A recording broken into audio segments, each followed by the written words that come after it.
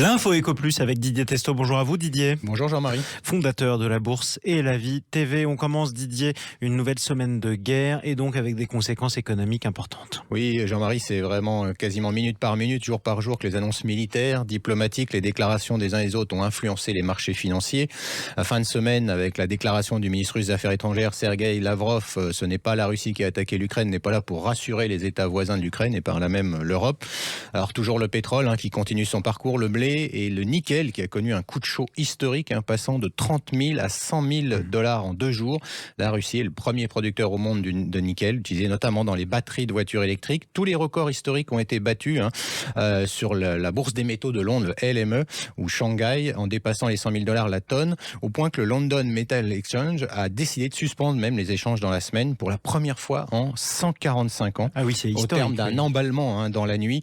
En 2020, la Russie avait produit à peu près 283 000 tonnes de nickel métal, soit un peu plus de 11% de la production mondiale.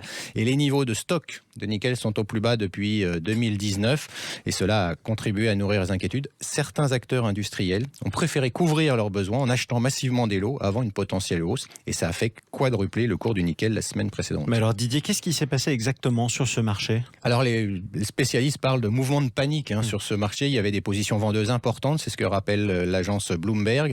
Elle parle d'une grande banque chinoise, d'un grand producteur de nickel. Et avec la récente flambée des prix, leur stratégie s'est révélée infructueuse. Ils ont été obligés d'acheter le métal pour clore leur position, comme disaient les spécialistes, respecter les termes de leur contrat, ce qu'on appelle le short squeeze. Mais cela va conduire également à des hausses des prix de l'acier et ça a fait grimper artificiellement les cours.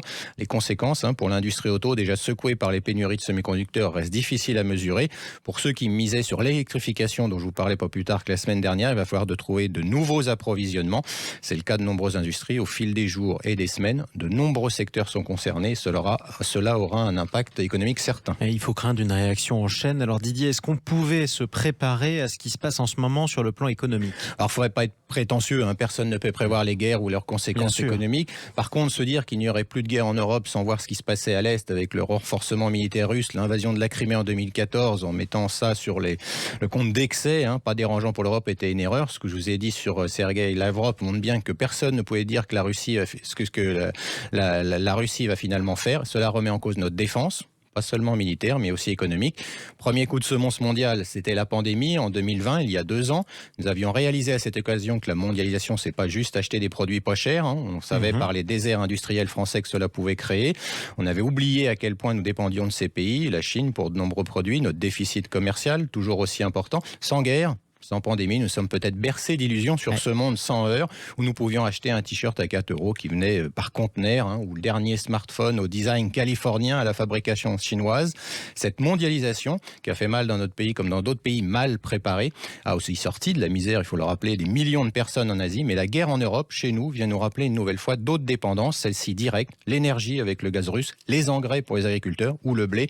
Et ce sont toutes nos politiques économiques et les choix faits aussi par l'Allemagne sur l'énergie qui posent question. Alors Didier, est-ce qu'il aurait fallu aller plus loin, prendre d'autres décisions pour la France ? Oui, j'aime pas beaucoup l'idée du couple franco-allemand si cher à nos commentateurs professionnels. La France doit avoir les moyens de sa politique, non pas contre l'Allemagne, mais pour préserver son avenir.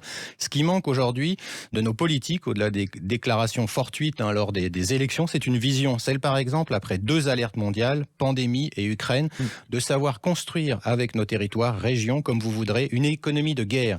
Pas le quoi qu'il en coûte, non. Le au cas où, nous tenons combien de temps ? Et cela veut dire un travail sérieux de fournisseurs, sécurité des approvisionnements, le stockage en France, la fiabilité de nos pays amis. Pour être prêt au cas où, cette économie de guerre nous a manqué avec la Covid. On se souvient du Doliprane, on se souvient des masques aussi qui avaient disparu.